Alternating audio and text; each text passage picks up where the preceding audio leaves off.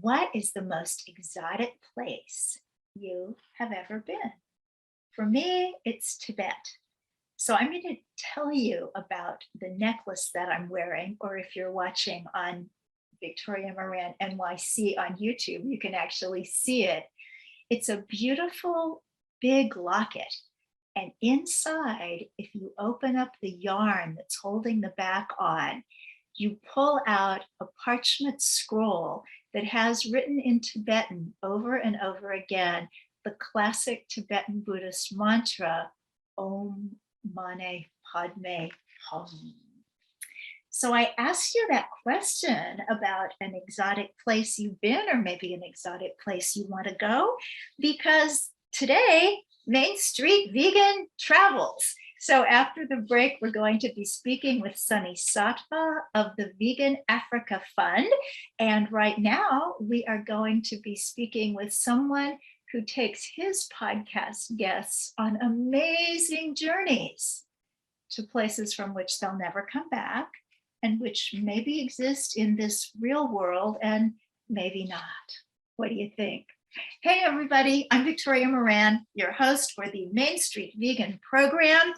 So happy to have you with us today, because you know what? I haven't been many places since we started this pandemic a couple of years ago. And to just think about going places is making me really, really excited.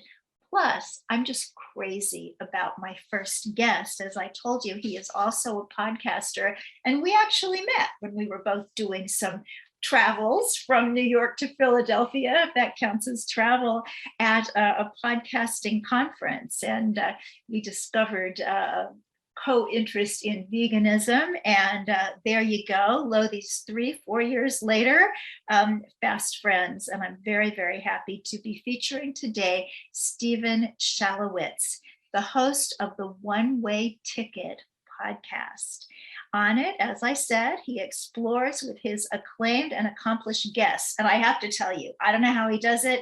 This guy gets people you would never think that a podcaster would be interviewing, but he does. Amazing, fascinating people. And he asked them where they would go if given a one-way ticket to anywhere, past or present, real or imaginary. And he is now a full-fledged vegan and a world traveler himself who enjoys venturing to off-the-grid countries. Welcome, Steven.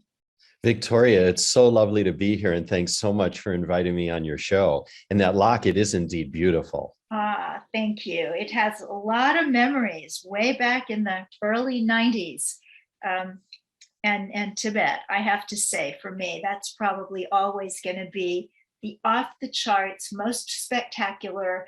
That phrase, out of this world, really fits. It's out of my world. So where are some places like that for you? Well, Victoria, I just have to say we might have run into each other in Tibet in the early 90s, because I was living in China from 90 to 97, and I did go to Tibet in January of 1992. So I don't know when were you there at the same time? I was there in December of 91 and 93. Oh, so we just So missed close. each other. Yeah, Just did you missed stay each at the other. Holiday Inn? I did stay at the Holiday Inn. Part of the reason why I did was because I was working in advertising at the time. As I said, in China, I was working for Young and Rubicam Advertising, and Holiday Inn Hotels was one of my clients. So I ended up indeed staying there, and I'm guessing you did as well. That was the only show in town, really. It was the only place really to stay in Lhasa at the time. Well, and just the fact that there was a Holiday Inn in Lhasa was spectacular.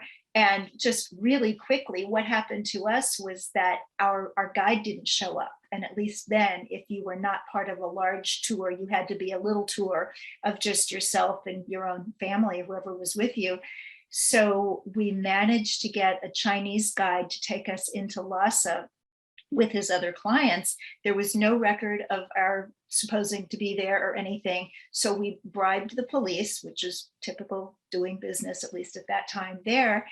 And we got to stay. And when the Tibetans heard that there were Americans there with nobody watching them, we started having these strings of people outside our door. Can you get this to my relative in Minneapolis?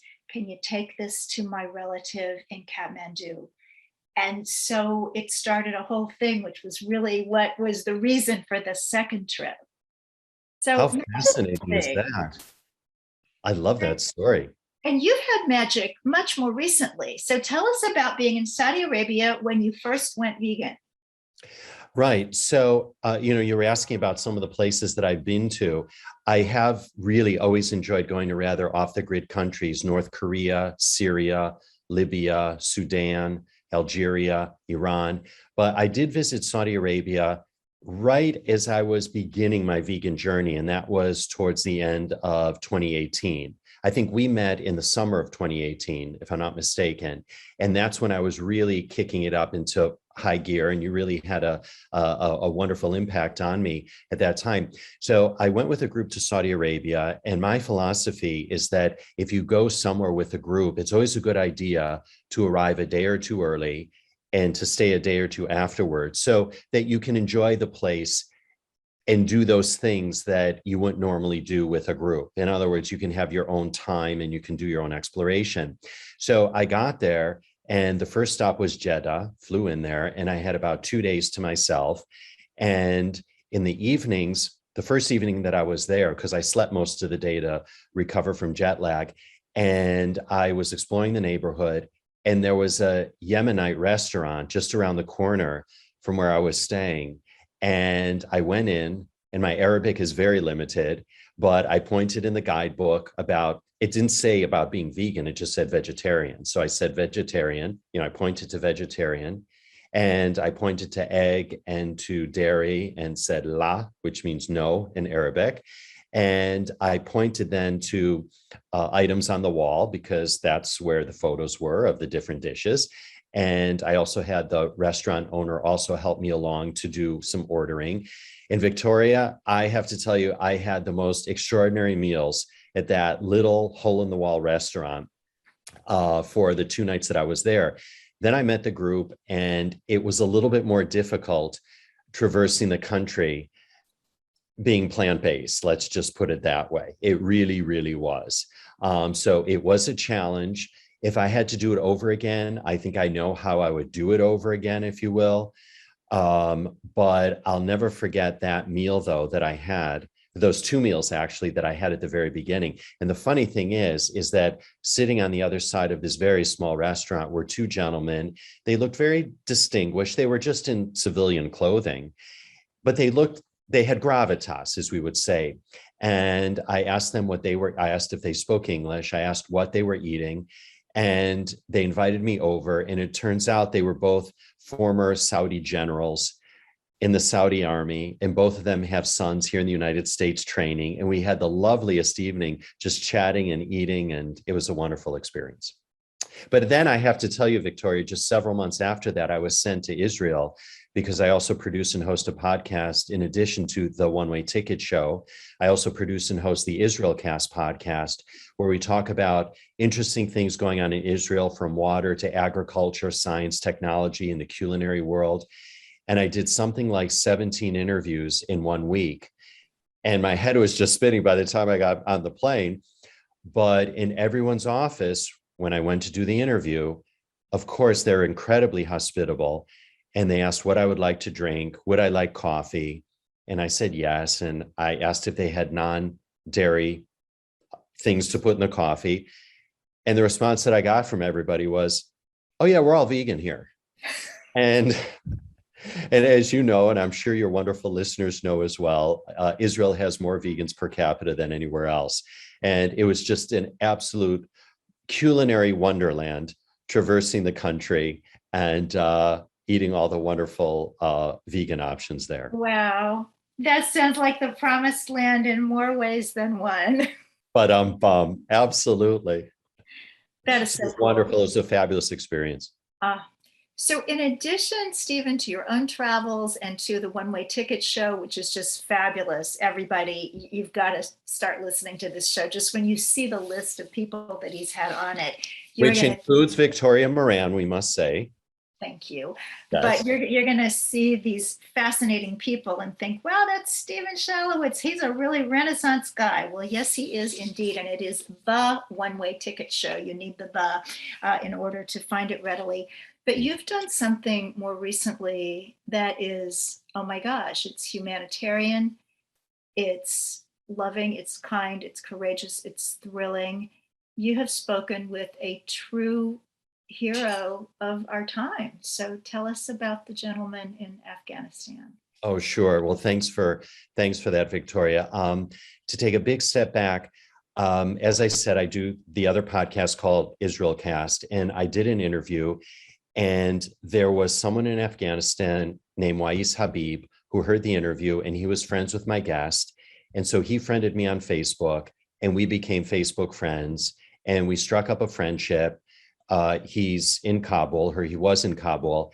And when things started getting really bad, and I'm abbreviating the story in the interest of time, we were in touch, and he asked me to help him get out because he had written Taliban death threats because he had worked for the US Army Corps of Engineers, and he advocated, among other things, for religious freedom and tolerance in Afghanistan. And he went to the airport when the Taliban was just beginning to take over Kabul. He was beaten up. He had to go back home. And I saw him beaten up over Zoom or over Facebook, FaceTime. And he asked me for help. And I thought, what am I going to do? And so I immediately reached out to both my senators here in New York and also to my Congressman, Jerry Nadler.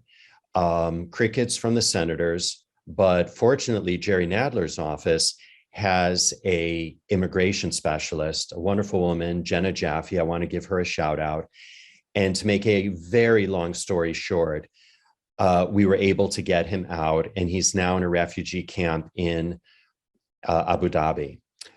This was a very long, it was long from the standpoint, it was from August to October 18th. He finally flew out on October 18th. So it wasn't months and months and months, but it was a very emotional, difficult process, those about 2 months that we were trying to get him out, because the Taliban was going door to door looking for people.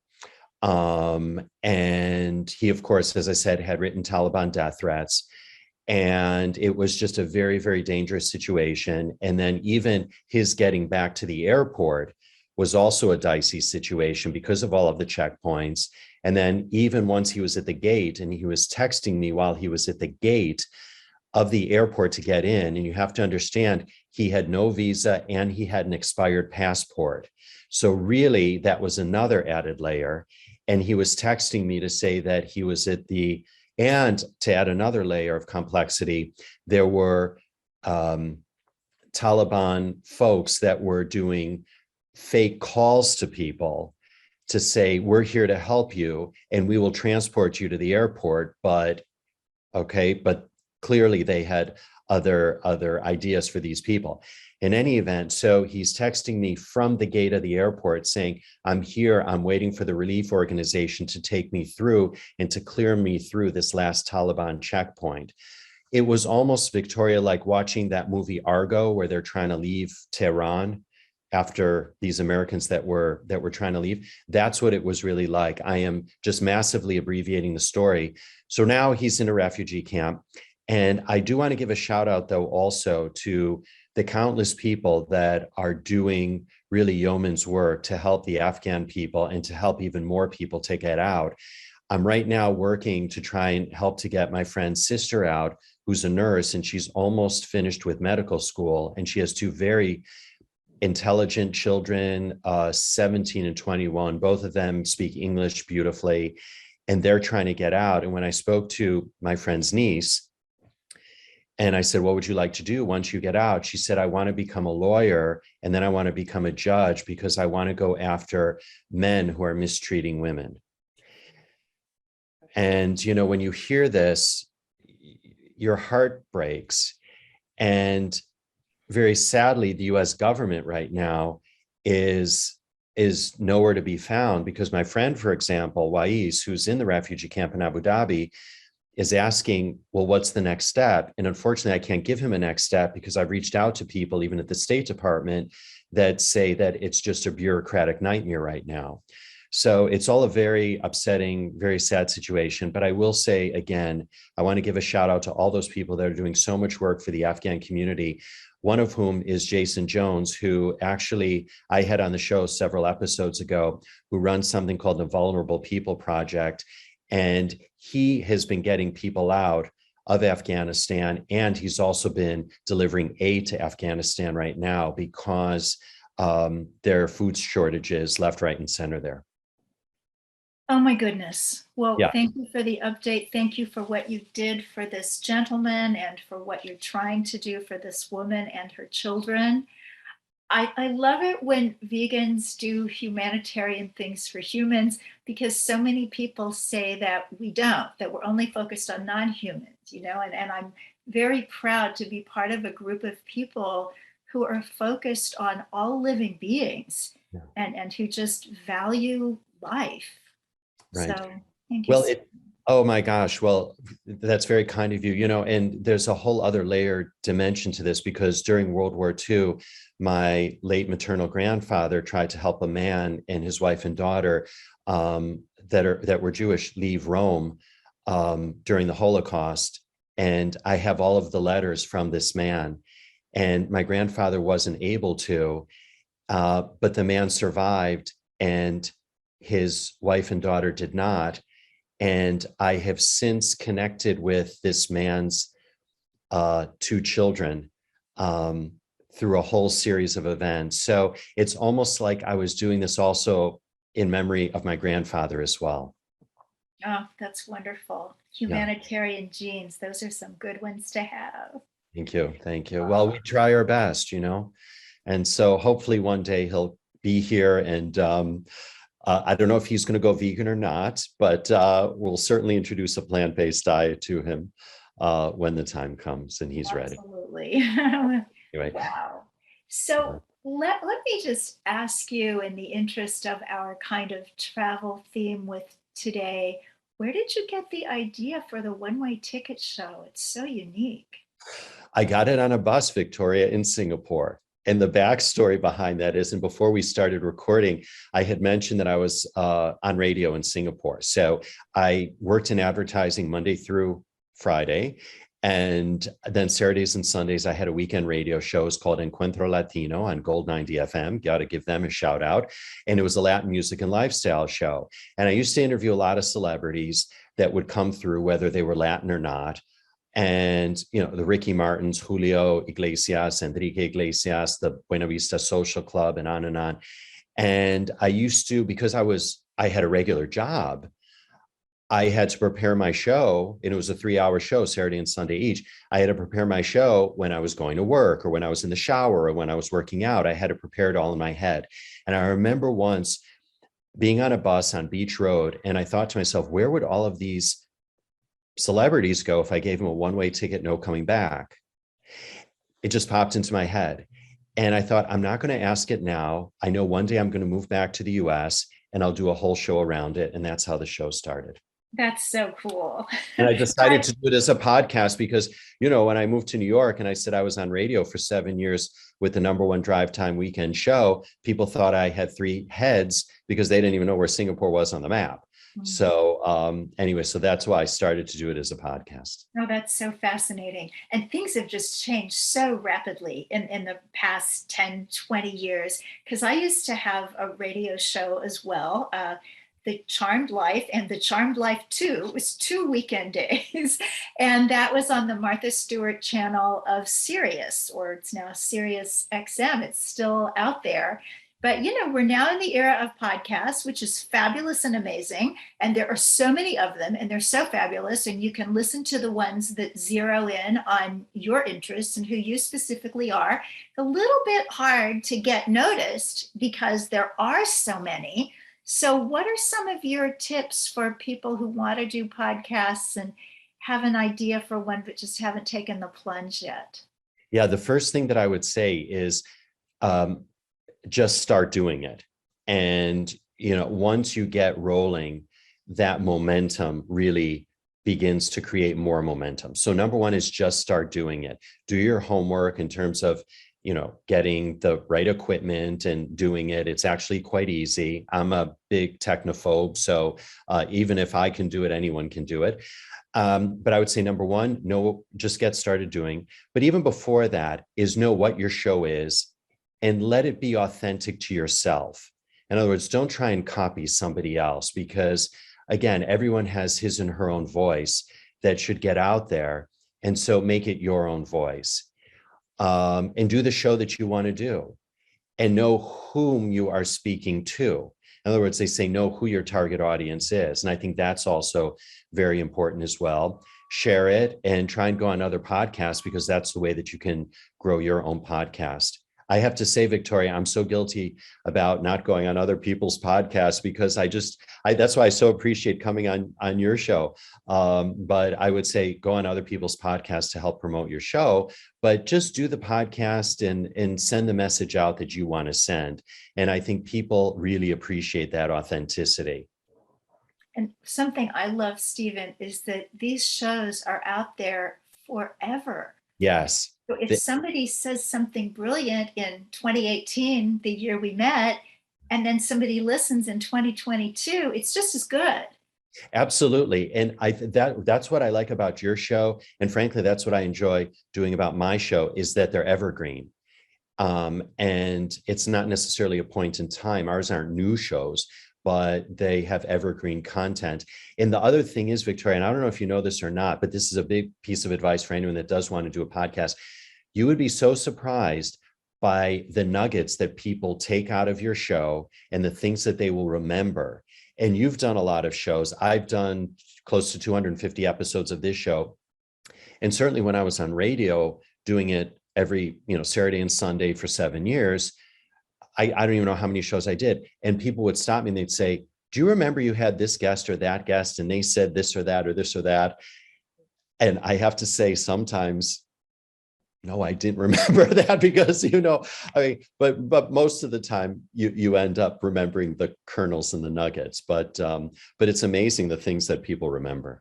Yeah. It's funny, as I think we're up to, 480 episodes now. Oh, goodness, congratulations. At 500.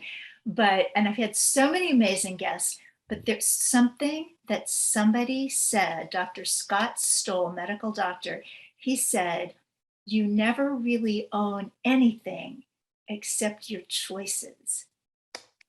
I found that life-changing. How powerful. How powerful.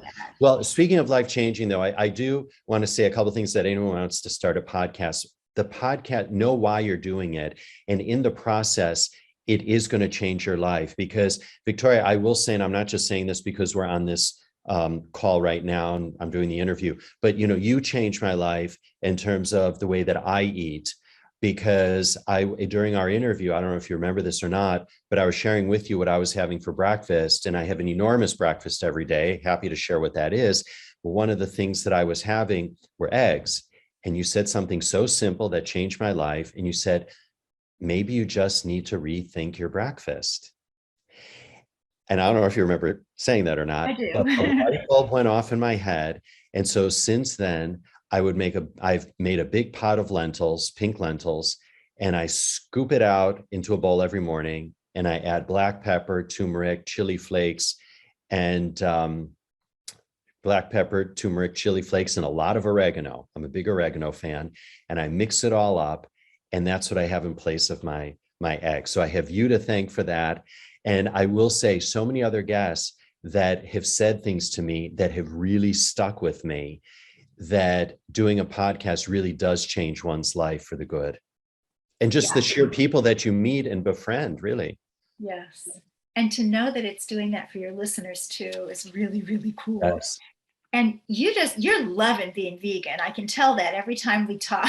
Yes, it's a whole new adventure. Tell us what you eat for breakfast, and we're down to our last couple of minutes, so we want to know your breakfast. And then you're also really rocking at the gym. So give us a little info on that. So I will say, so during COVID, let's start with that. During COVID, like everybody else, or a lot of by the way, so one of my friends said about guys, after COVID, you either ended up as a hunk, a chunk, or a drunk.